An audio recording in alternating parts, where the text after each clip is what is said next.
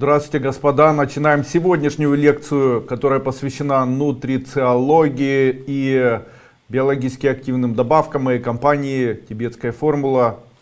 Данное видео транслируется на моих сайтах aduiko.com и tibetan-formula.com, а также на моем YouTube-канале, который называется «Тибетская формула. Спасительные рецепты». Сегодня я постараюсь ответить на ваши вопросы, которые вы прямо сейчас задаете. Также думаю, что найдем совместные, интересные нас общие темы и поговорим об этом. Здоровым быть легко поможет вам Андрей Дуйко. Итак, Люба, доброго дня. Скажіть, які препарати можна поприймати з ТФ, якщо кіста у головному мозку і судинне вогнище, приймала АСД, що можна ще поприймати? Любые судинные вогнища или любые сосудистые воспаления, которые происходят в коре головного мозга, связаны с повышенным артериальным давлением, черепным давлением, также могут быть следствием мальформации, это расслоение сосудов, а также следствием атеросклероза. Все три эти компонента, их можно и нужно на них обращать внимание, их нужно лечить. Итак, первое это атеросклероз. Особенность атеросклероза, как правило, заключается в психосоматическом состоянии человека, когда уменьшается количество сна. Давно уже я наблюдаю за физиологическими процессами, происходящими у человека в его жизни, и могу сказать, что ограничение сна, уменьшение сна очень часто приводит к появлению или увеличению холестерина и липопротеинов, извините, низкой плотности, и это в дальнейшем может приводить к появлению атеросклероза, и конкретно атеросклерозов сосудов, и, как правило, включая сосуды мозга. Именно поэтому я бы рекомендовал людям, которые имеют проблемы, которые связаны с сосудами, начинать чуть-чуть больше спать.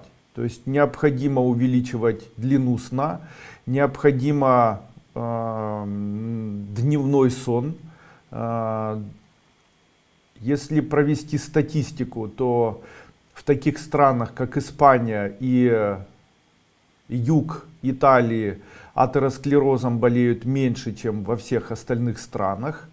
Именно поэтому особенность этих стран заключается в том, что принятый дневной сон.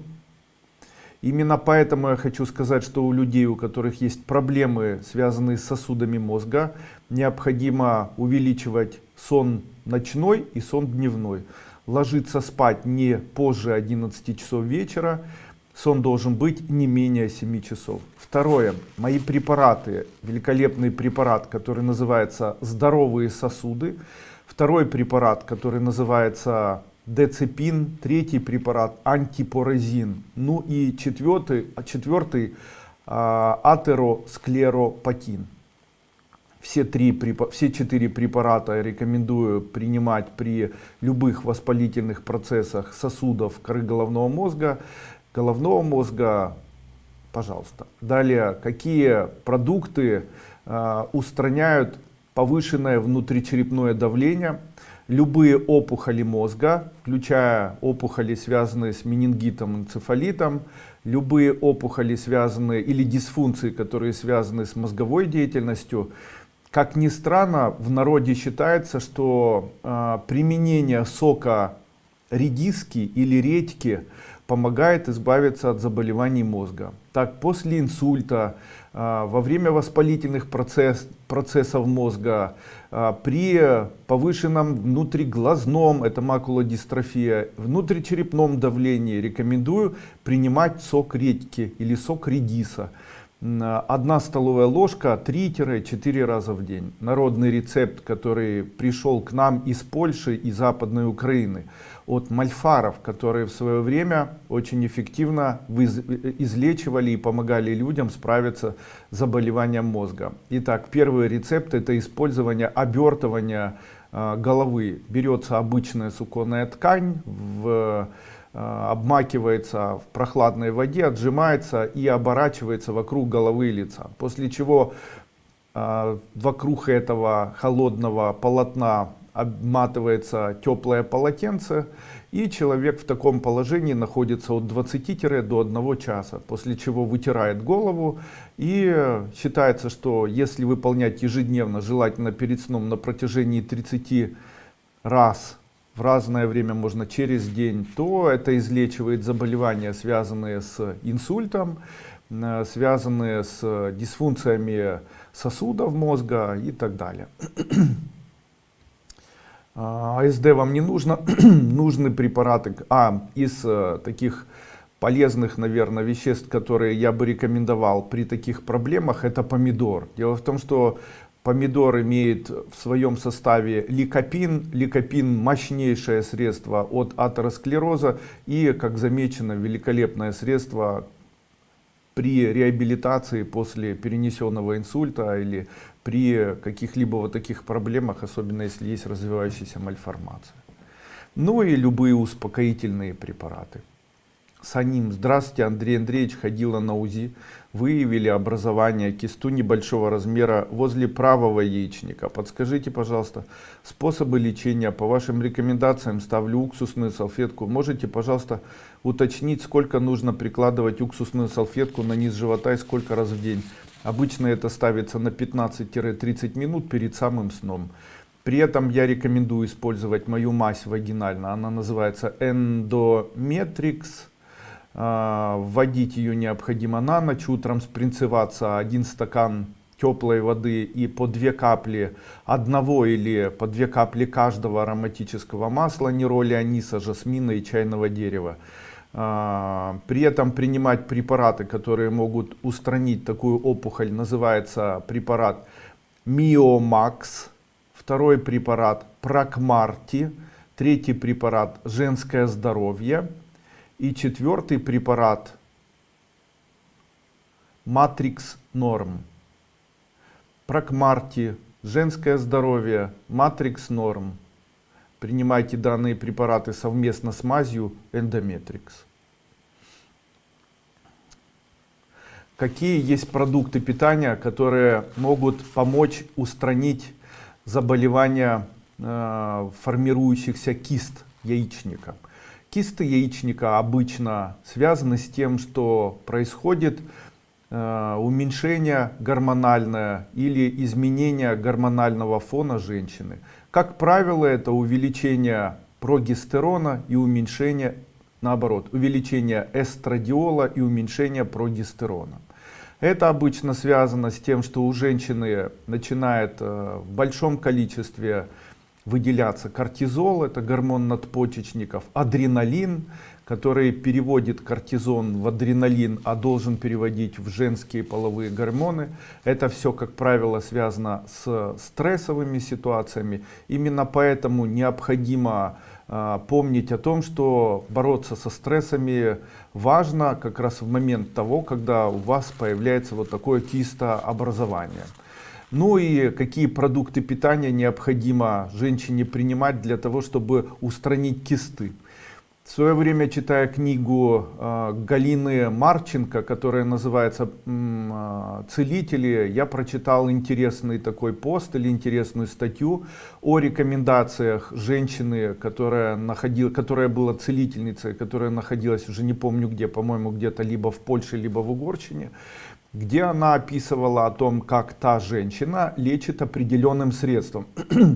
Она лечит миомы, а также лечит кисты яичников, миомы матки определенным составом. Он делается следующим образом. Нужно было брать горшок, обычный такой керамический или глиняный, засыпать в него почки березы и заливать это сливочным маслом. После чего закрывать и томить вот в таком горшке не менее 10 часов.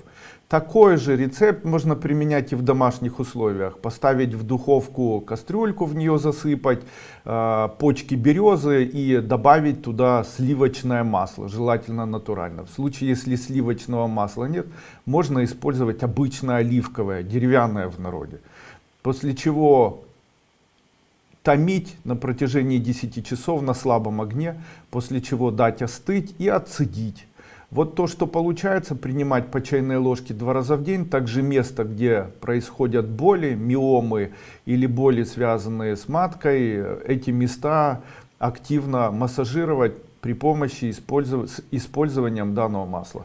Само по себе использование березовых почек, коры березы помогает избавиться, даже в составе масляном, помогает избавиться от таких заболеваний, как холецистит, боли при холецистите, язвенный колит. Спасибо. Устраняет диарею, лечит заболевания женских половых органов. Березовая кора, березовые почки, экстракты березы. В моей компании это препарат бетулин по одной таблетке 3 раза в день. Узвар из березы, березовый сок, это все полезно сказывается на женские органы, репродуктивную функцию. Также турецкий вот такой есть рецепт, который в свое время рассказала женщина в Турции. Берется цветы белой акации, заливается холодной водой, настаивается на протяжении 3 суток. После чего сцеживается, правда не могу вспомнить, варится дополнительно или нет, по-моему нет. Сцеживается и после чего процеживается, вернее, после чего пьется по полстакана 2 раза в день. Считается, что такой рецепт убирает у женщин аменорею, убирает кровотечение, помогает восстановить гормональный фон женщины. Гормональный фон женщины могут восстановить нутрицептики моей компании, БАДы моей компании. Это препарат, который называется Прокмарти, препарат Билиока, препарат Дисменора. Восстановить функцию матки поможет препарат Матрикс Норм. Воспроизведение и деторождение улучшить препарат называется Корунеш и Кинскит. Убрать молочницу поможет препарат Альбикан. В свое время Каплуненко, профессор Каплуненко рекомендовал использовать ароматические масла в ходе лечения женских заболеваний и урологических заболеваний. На фоне его научной работы мной были созданы препараты, которые называются Билиока. Это препарат из ароматических масел, в которые входят масла нероли, аниса, жасмина, чайного дерева. И использование такого препарата в виде вот таких гелевых шариков могут помочь, коллагеновых шариков, могут помочь восстановить микрофлору матки, восстановить гормональный фон женщины и репродуктивную функцию женщины.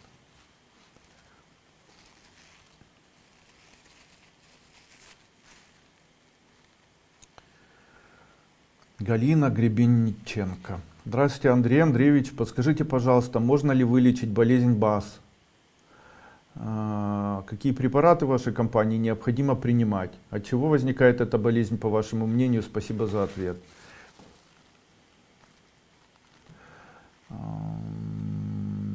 Заболевание БАС, заболевание вот такого склероза, обычно, по моему мнению, формируется на фоне голодания, неспецифического язвенного колита, перенесенного вирусного заболевания. Очень часто это может быть связано с гемоцистеином, по моему мнению, но я так считаю. То есть нарушение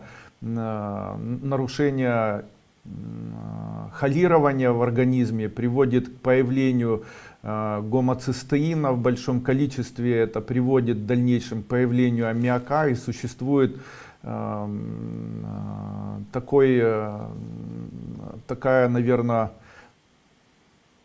такой парадокс, наверное, недостаточно изученный, но на который обращают внимание, что при заболевании БАС очень высокий аммиак появляется в крови, и, как правило, это связано с гомоцистеином. Я считаю, что первое, это может иметь корни генетические, то есть происходит, видимо, разрушение ДНК, могут происходить какие-либо процессы, которые связаны с гомоцистином метилтрансферазы, которая переводится в дальнейшем к перенакоплению аммиака.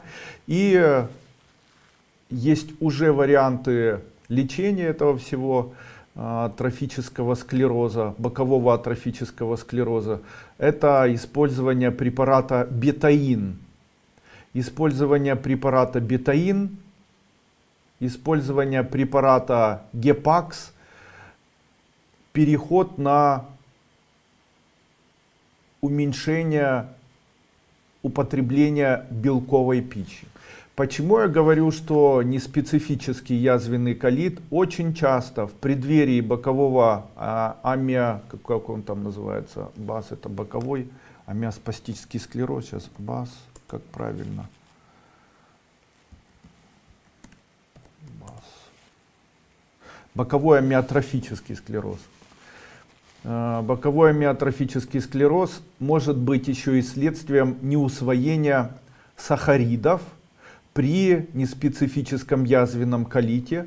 И, как правило, это может идти длительное время, развиваться как запор или диарея. В дальнейшем у женщины развивается неусвоение полисахаридов, неусвоение сахаридов, появление аммиака. И это все необходимо вот таким образом устранять. Каким образом? Необходимо убрать любую лактозу и лактозу содержащие продукты. Второе, начать принимать препараты для поддержания печени и выведения аммиака из организма. Это препарат гепакс по 1 чайной ложке на 1 стакан воды 2-3 раза в день. И третье, применение препарата,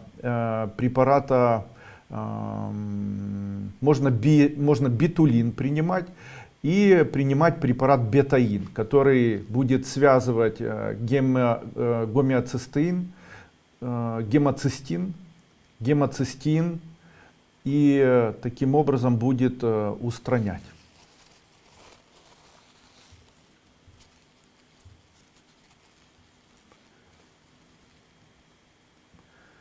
Там происходит так. Происходит реметилирование гемоцистеина в метионин, который в свою очередь превращается в аммиак, происходит перенакопление аммиака, и это может происходить во время лактозонепереносимости, во время увеличения приема белковой пищи, во время аллергических реакций. И это все следствие неспецифического язвенного колита, как правило. То есть, по моему мнению, необходимо при синдроме БАС принимать препараты железняка, которые будут устранять заболевание неспецифический язвенный колит, который лечить никто не будет при БАСе.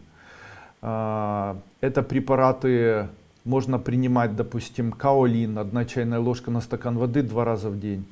Далее работать над улучшением иммунитета, принимать препарат для иммунитета моей компании Embryo Plus и Instamax. Обязательно принимать 2 препарата, это гепакс, 1 чайная ложка на стакан воды, и препарат бетаин по 2 таблетки 3 раза в день. И вот таким образом пробовать лечиться, устранять любые продукты, содержащие лактозу, уменьшать количество употребления белковой пищи. Вот где-то так.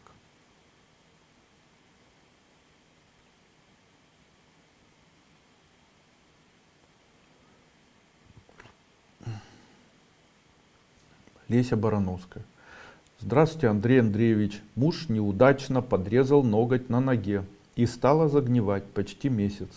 Есть ли народные способы справиться с этим? Врачи говорят снимать ноготь, но очень не хочется. Как правило, когда начинает врастать ноготь, после этого появляется болевой синдром ногтя, большого пальца. Это все признаки полинейропатии или заболевания или осложнения заболевания сахарный диабет 2 типа или сахарный диабет 1 типа. Также это может быть на фоне сахарного диабета 2 типа артериосклероз нижних конечностей. И это все в комплексе необходимо устранять. Первое, что необходимо сделать, вот послушайте умного человека. Дело-то не в ногте на самом деле. Дело находится у эндокринолога. Вам необходим эндокринолог для того, чтобы поставить диагноз. Если у вас проблема сахарный диабет первого или второго типа, дело в том, что вылечить ноготь отрезанием или еще чем-либо практически, скорее всего, будет невозможно в случае, если у вас есть сахарный диабет. В случае, если есть сахарный диабет, то это основная проблема, которая развивается, и ее необходимо лечить. Там необходимо лечение препаратами, допустим, метформин при сахарном диабете второго типа или там инсулином при сахарном диабете первого типа. При этом как бы побочные препараты, которые необходимо принимать для сосудов нижних конечностей, для работы этих сосудов. Это препарат мой, это альфа-липоевая кислота. Но начинать необходимо однозначно с консультации эндокринолога. Других вариантов никаких. В случае, если не хотите эндокринолога, то если хотите лечить, то мазь моя называется антитроф. Препарат бетаин, второй препарат глюконорм, третий препарат гликоцитрохромин и гликоцитрохромин в виде спрея. Также препарат артериосклеропатин, это препарат для улучшения движения крови в нижние конечности. Ну и можно еще препарат рутин принимать. Но видите, как много. Я считаю, что гораздо проще все же обратиться к врачу, не обращаться сейчас к хирургу, а все же обратиться к эндокринологу, дабы выяснить, что же за заболевание вызывает у вас вот такие проблемы. А с порезом ногтя это, поверьте мне, совершенно никак не связано.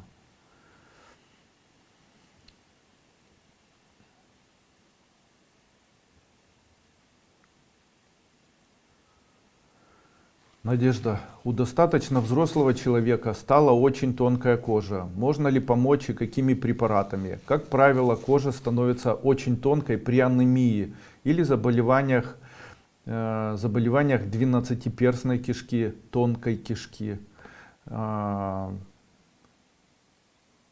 Обычно это является следствием заболеваний гастроэнтерологического. То есть это может быть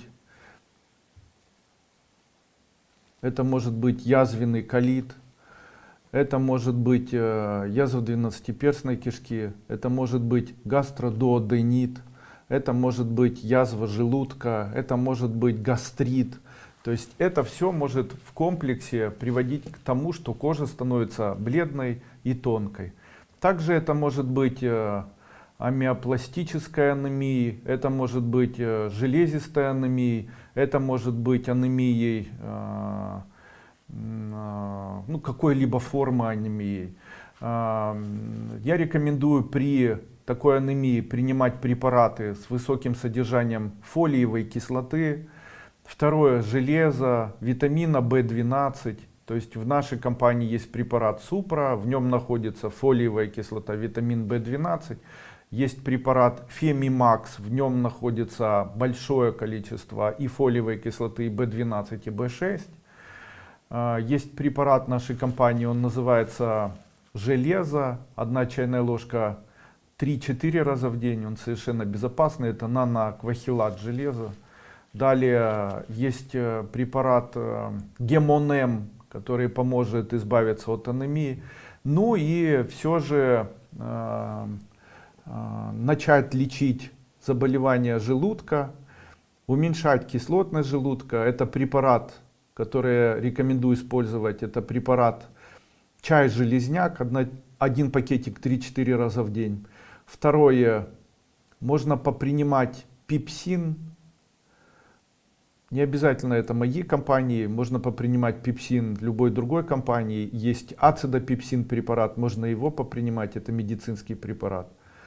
Из моих препаратов рекомендую использовать препарат «Здоровый желудок», гастропротектор и любой препарат, связанный с пчеловодством. Допустим, это может быть Апимакс, или это может быть канцерамидин моей компании, это может быть маточное молочко.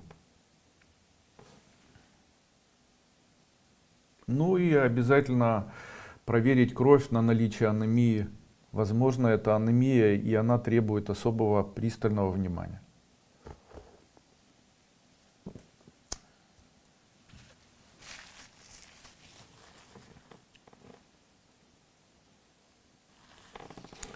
Ирина Кисницка. Здравствуйте, принимаю Эутирокс. 12,5. Можно ли отказаться? Ставили гипотиреоз. Спасибо, есть лимфостаз, голодаю. Умница.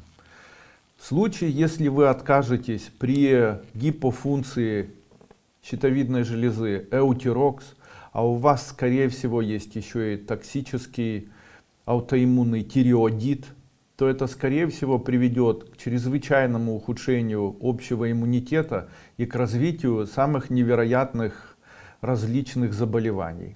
Хочу вам сказать, ни в коем случае этого не делайте.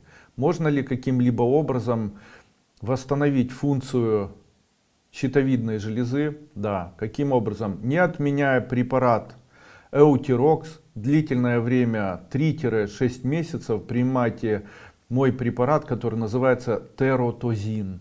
По 2 таблетки 3 раза в день, не менее нескольких месяцев. Только после этого вновь сдаете АТТПО, после этого Т4, Т3, ТТГ. Смотрите, если есть изменения в лучшую сторону, и они дают возможность отменить препарат Эутирокс, только после этого можно отменять препарат. И то предварительно проконсультировавшись у эндокринолога. Здравствуйте. Папа после инсульта ходил немного, а теперь свело ногу и не может на нее наступать. Что посоветуете, чтобы восстановить движение? Скорее всего, произошло осложнение. И это осложнение называется второй или вторичный инсульт, который очень часто связан с тем, что человек, сжав зубы, не следует предписанию врача. Одна из особенностей проявления инсульта заключается в том, что появляется геморрагия при разрыве сосуда.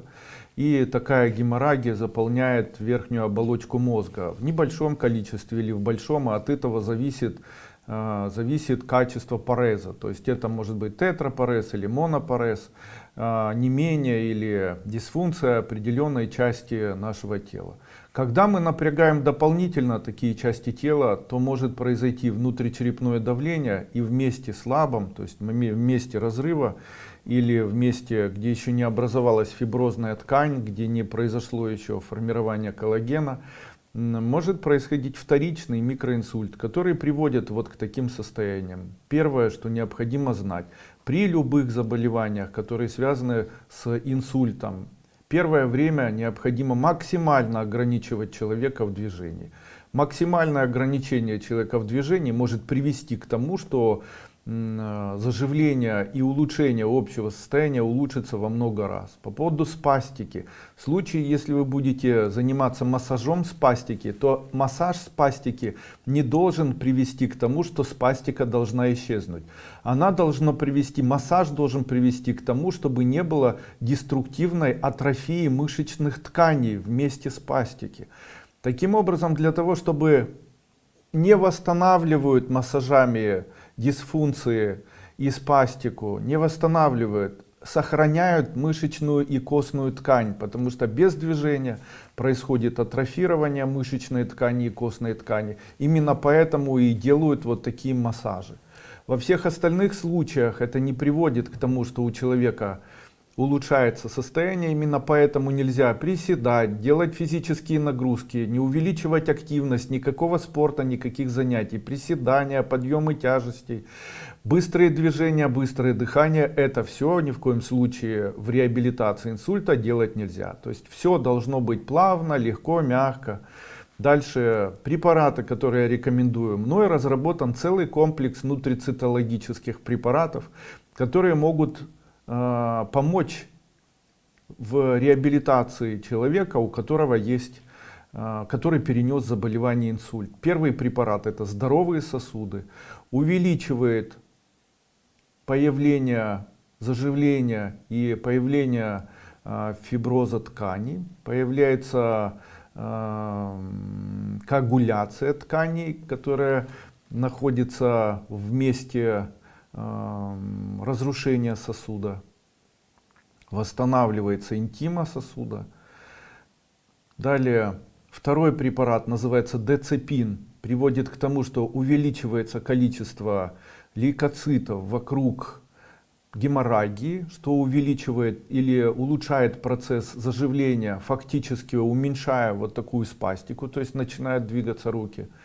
И второй препарат антипоразин, который сохраняет мышечную структуру, который улучшает общее кровоснабжение и так далее. Одним словом, снижает внутричерепное давление, создает все преимущества и все условия для быстрой реабилитации при перенесенном заболевании инсульт.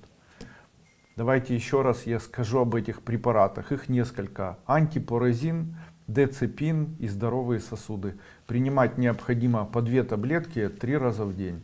Также очень важно для человека, который перенес инсульт, необходимо обязательно контролировать нервное возбуждение. Поэтому я рекомендую препараты успокаивающего характера. Это препараты с высоким содержанием магния и витамина В6. В нашей компании это препарат магний В6. Это препараты седативного действия. В нашей компании это препарат Пастовид и препарат Серонтал. Из медицинских препаратов я могу порекомендовать, не буду рекомендовать, можно просто настойку валерьяны или таблетки валерьяны. Можно витамин В6 и магний В6 вот в таком виде купите в сети медицинских учреждений. Поэтому можете вот таким образом помогать вашему отцу.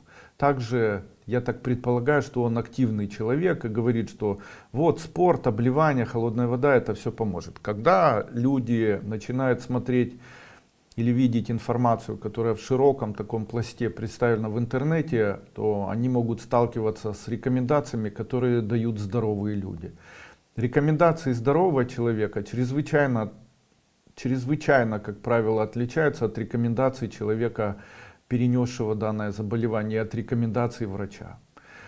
При разрушении сосуда должно произойти заживление сосуда. А заживление сосуда может произойти при спокойствии. То есть происходит это следующим образом. Появляется геморрагия за счет увеличения адреналина, после чего появляются вокруг геморрагии участки фиброза, появляется коагуляция, появляется формирование участков новых тканей, и происходит таким образом появление рубца в этой зоне и так далее. И это, как правило, связано с тем, что будет спокойствие у человека. То есть человек будет спокоен. Иногда спрашивают: Андрей Андреевич, когда человек после инсультный период становится агрессивным и очень вспыльчивым, объяснение этому тоже есть. Для того, чтобы происходила коагуляция, в этом участвует адреналин. Поэтому человек с повышенным, с такой вот, наверное, прорывом сосуда, ему необходимо адреналина больше, чем обычному человеку. Именно поэтому такие люди вспыльчивые. И, как правило, у людей, переносших инсульт, очень часто появляется заболевание бессонница. Бессонница связана с тем, что на протяжении дня в большом количестве адреналин участвует в коагуляции или появлении вот такого микротромбирования сосуда, что приводит к тому, что происходит нарушение сна. Именно поэтому для людей, которые перенесли инсульт, могут длительное время рассматриваться еще и процессы бессонницы. Теперь вы это все будете знать. Бессонницу можно убирать витамином В6, магний В6, препаратами снотворными, которые необходимо давать человеку, который только перенес инсульт, ну и максимально постельный режим, успокаивающие препараты и так далее. Надеюсь, ответил полностью на данный вопрос.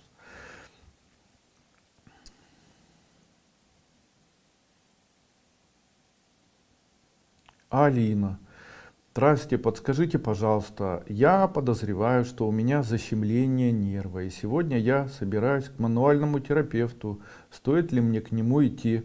Ну, если вы решили, идите, стоит, конечно. Если у вас защемление нерва, то стоит идти к мануальному терапевту, стоит. Если у вас защемление нерва, с чего необходимо начать? Первое, необходимо спать без подушки, это первое. Второе. Старайтесь спать на затылке. Не ложитесь на левую сторону и на правую. Старайтесь спать на спине.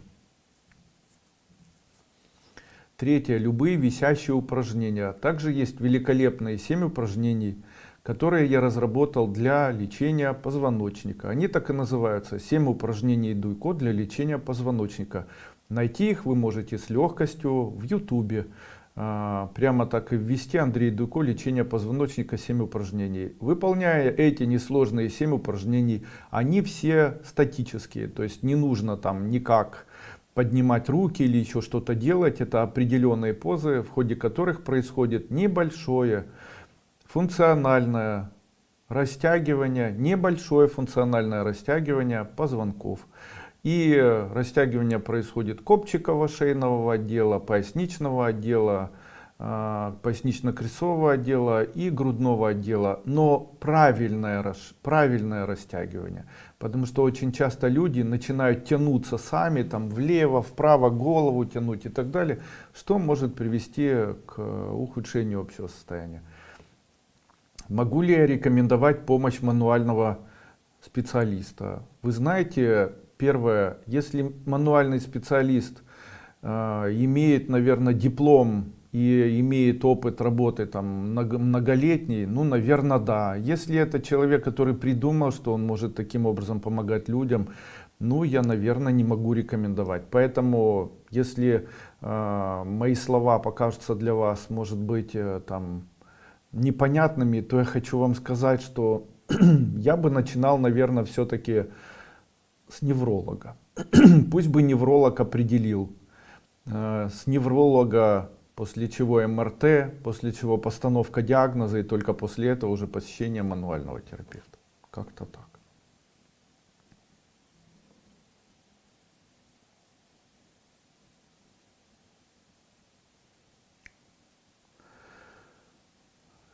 Сейчас переделали мазь, она называется вертебрализ. В нашей компании мной разработана мазь, она называется вертебрализовая. Великолепная мазь, которая имеет в своем составе папаин.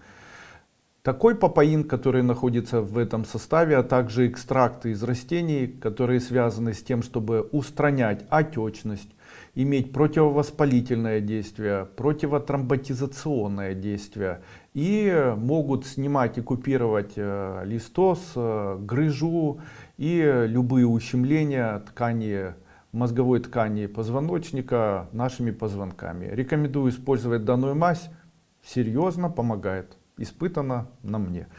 Была допущена ошибка, и мы делали мазь немного неправильно, хорошо я обратил на это внимание, и помогли в этом ребята из Америки. Могу сказать, что сейчас мазь полностью переделана, и сейчас ее эффективность в 1000 раз лучше. Поэтому пользуйтесь, пожалуйста, для вас мазь вертебрализовая. Людмила Точинская, когда слушала ваш вебинар, вы рассказывали, как можно послабить действие ковид-вакцины, но никак не могу найти ее. Могли бы вы напомнить, что нужно сделать? Если вам поставили вакцину, вы боитесь, что она на вас повлияет, аннулировать действие вакцины несложно. Вам поможет просто обычный загар. То есть необходимо пойти в солярий и принять солярий 3 раза подряд. То есть первый день, второй и третий. На этом действие вакцины закончится. Уже доказано, что прямое попадание ультрафиолетовых лучей во время применения загара в солярии не помогает, а устраняет действие вакцины, поэтому действие вакцины становится бессмысленным. Поэтому вот, пожалуйста, об этом можете почитать и в интернете. Интернет — это настолько большая система, там все это есть. Можно написать в интернете загар в солярии и вакцинация. Вот.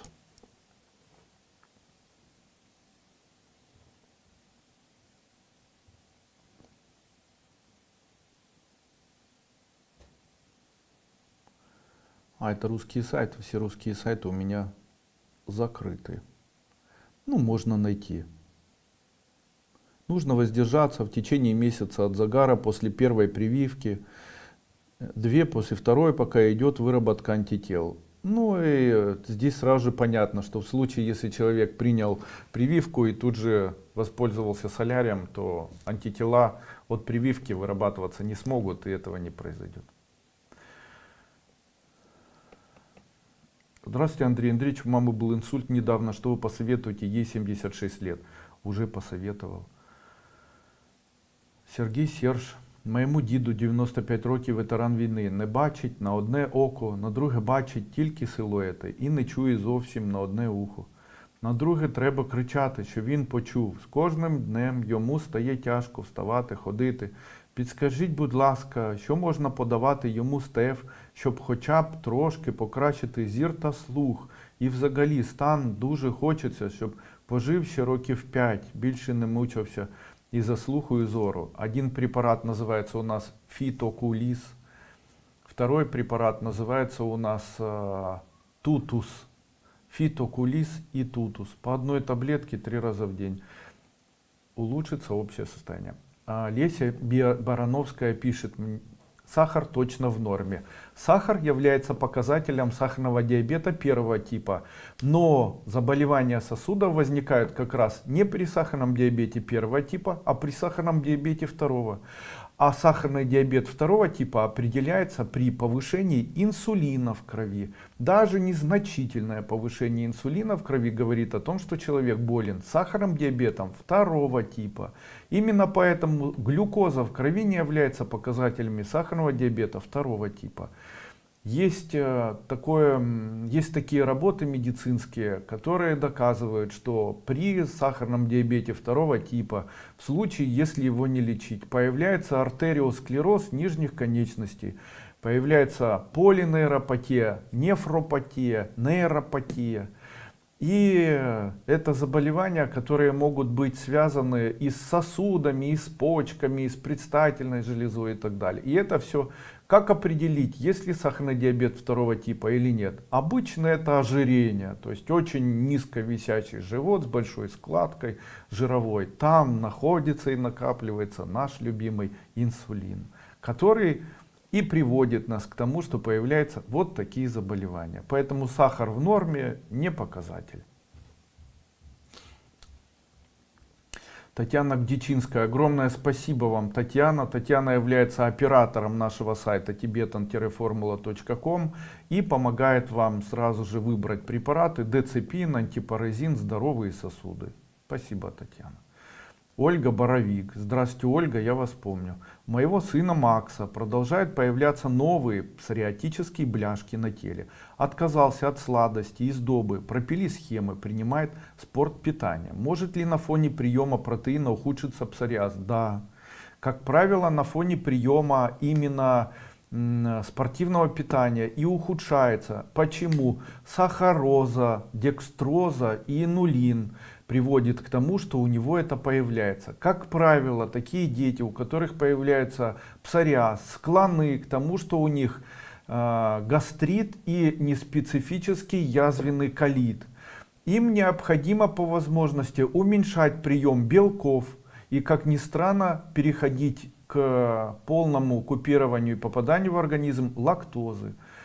Также нужно принимать препараты, о которых я сегодня говорил. Это препарат бетаин, бетулин, бетулиновая кислота, пройти курс лечения, она со следующей недели будет. И, конечно, диета, это диета с уменьшением белков, диета с уменьшением углеводов и диета безлактозная. Да. А сами бляшки смазывать изотоном или изотоновой мазью. Только таким образом. Лечить неспецифический язвенный колит еще можно пепсином, можно железняком, чаем. Вот. Также обычно неспецифический язвенный колит является следствием реакции человека на стрессы. То есть он вот так реагирует. Это неврозы, это какие-либо вспышки гнева и так далее.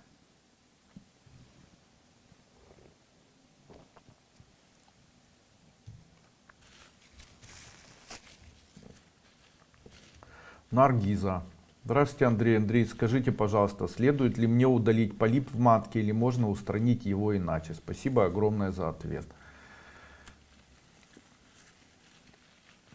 Если полип в матке растет, то тогда его необходимо устранять. В случае, если он не растет, не приводит к кровотечениям, то делать с ним ничего не нужно. После того, когда начнется климакс, данный полип полностью перестанет развиваться и в дальнейшем мумифицируется. То есть до того момента, пока у вас есть менструация, такие полипы могут у вас доставлять вам, может быть кровотечение. Но в случае, если кровотечения нет, в случае, если у вас нет фиброзных тканей, серозно-фиброзных тканей, в случае, если там все хорошо и чисто, просто полип и все, тогда не нужно его удалять. Он может быть безопасным. Если он вам не мешает никак, то не нужно ничего с ним делать. Инесса, если удалена щитовидная железа, эутерокс как лекарство, что можно СТФ дополнительно? А дополнительно необходимы препараты для иммунитета. Один из лучших препаратов для иммунитета это, конечно, бетулин. Бетулин, он воздействует на лейкоциты, заставляя лейкоциты или, наверное, продуцируя лейкоцитами интерлейкины. Интерлейкины это и есть наш иммунитет, поэтому на защите нашего организма это на первом месте находится.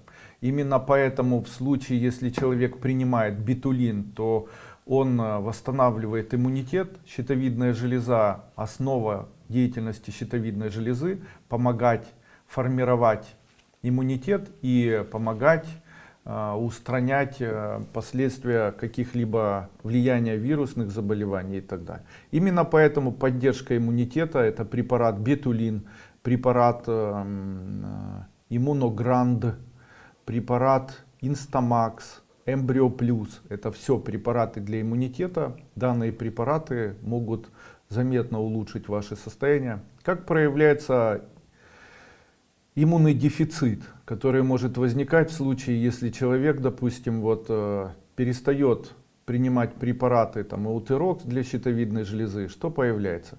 Со временем могут появиться в большом количестве пигментные пятна. Они могут появляться на теле, они могут иметь синюшный цвет, черный. Это все признаки проявляющегося иммунного дефицита.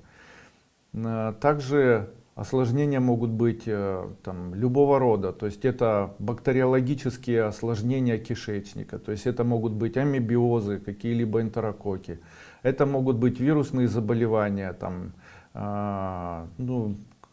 легочные, могут быть заболевания печени, заболевания мочеполовой системы, молочницы, это могут быть увеличиваться лимфоузлы и так далее. Поэтому это все, иммунитет стоит на нашей защите, аллергия, и так далее. Все это наш иммунитет, и иммунитет является одним из самых важных источников в дальнейшем нашего здоровья.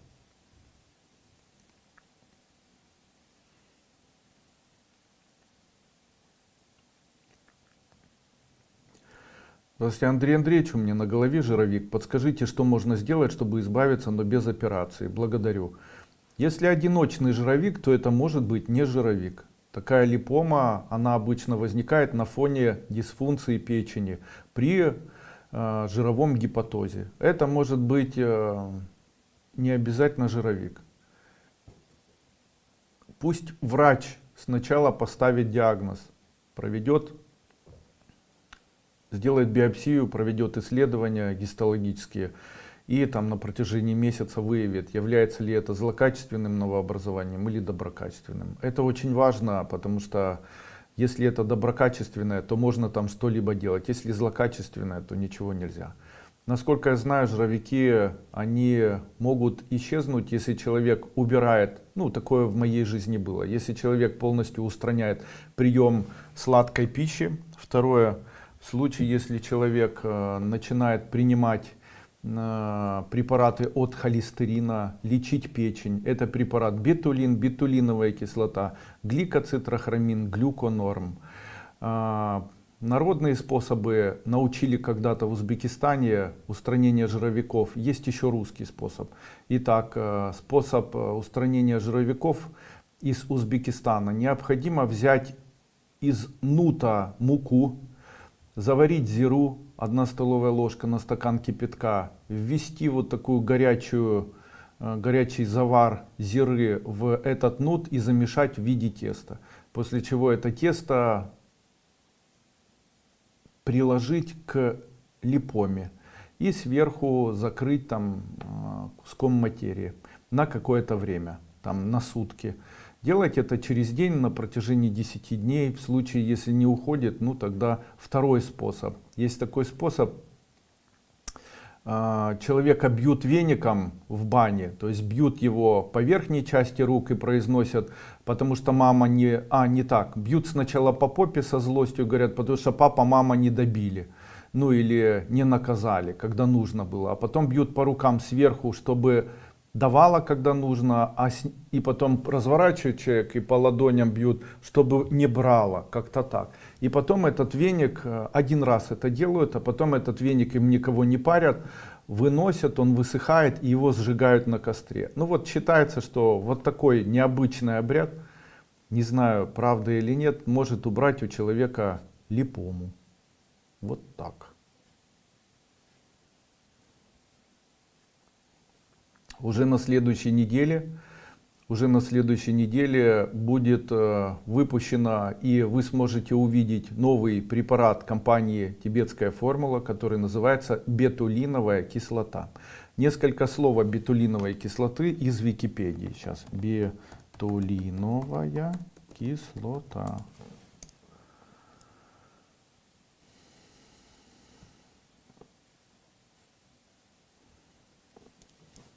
Бетулиновая кислота и ее производные обладают противовоспалительной, противоопухолевой и анти-ВИЧ активностью. В 1955 году отметили, что бетулиновая кислота — это селективный ингибитор меланомы в организме человека. Также доказали, что бетулиновая кислота способна вызывать апоптоз нейробластомы у человека в моделях системы InVirt InVivo. В одно время она подвергалась разработке в качестве лекарственного средства при сотрудничестве с компанией Rapid Access, программой разработки мер вмешательства Национального института онкологии. Также обнаружили, что бетулиновая кислота вступает против нейроэктодермальной нейробластомы, медулобластомы и саркомы Юинга, злокачественной опухоли мозга, карциномы яичников, лейкемии клеточной линии, злокачественной чешуйчатой карциномы головы и шеи, клеточных линий ЦЦС и ЦЦС9, наоборот при раке эпителия, молочной железы, раке толстого кишечника, мелкоклеточного рака и так далее. Таким образом обнаружили, что эффективность бетулиновой кислоты в качестве противоракового агента хороша. Одним словом можно сказать, что бетулиновая кислота является на сегодняшний день одним из веществ, которые достоверно, а этих работ очень много, их более 2500, бетулиновая кислота достоверно помогает человеку и может помочь человеку в ходе лечения заболеваний вирус иммунного дефицита, вирус любой активности, гепатит. Также я читал работы при лечении бетулиновой кислотой саркомы, рака молочной железы, заболеваний псориаза первой и второй стадии, дальше рака матки, меланом, ну и так далее. И там эти работы, их очень много. То есть там есть исследования, эти исследования, их очень много. И это как раз и является препарат нутрицептиком. То есть это препарат-экстракт, который выделяется определенным образом из самого бетулина. Бетулин — это пигмент коры березы. Изготовить бетулиновую кислоту в домашних условиях и в большинстве своем даже в химической лаборатории чрезвычайно сложно. Мы изготавливаем, потому что есть такая возможность, мы знакомы с химией, фармакологией, фармацией, поэтому сами производим бетулиновую кислоту. Великолепный препарат, в большинстве случаев рекомендую использовать совместно с применением бетулина как противоопухолевый препарат или самой бетулиновой кислоты как препарат лечения синдрома иммунного дефицита или любых заболеваний кожи. Здравствуйте. Периартрит плечевых суставов в острой фазе. Чем лечить? Очень часто периартрит плечевых суставов связан с повышенной молочной кислотой и мочевой кислотой. Лечить необходимо двумя препаратами не от артрита. Это уролиз и манкулит. По одной чайной ложке на стакан воды 2 раза в день. Также и первым и вторым средством, они жидкие, натирать плечи. Таким образом периартрит исчезнет. Великолепные средства, пожалуйста, принимайте. С вами был Андрей Дуйко. Все препараты можно приобрести на моем официальном сайте tibetan-formula.com. Также на моем сайте aduiko.com. Все препараты являются нутрицептиками. Препараты, сделанные из экстрактов лекарственных растений, являются биологически активными препаратами, добавками к пище. Все препараты прошли клинические испытания, а также имеют сертификации и имеют гигиенические заключения Министерства здравоохранения Украины. Также на моем сайте tibetan-formula.com вы можете перейти на сайт моего завода, и в случае, если вы решили заниматься бизнесом и хотите, чтобы моя компания разработала для вас ваш персональный препарат под вашей торговой маркой, сделала для вас исследование или провела или сделала гигиенические исследования, то мы готовы рассматривать ваши идеи, идти с вами на сотрудничество и так далее. До свидания, здоровья всем!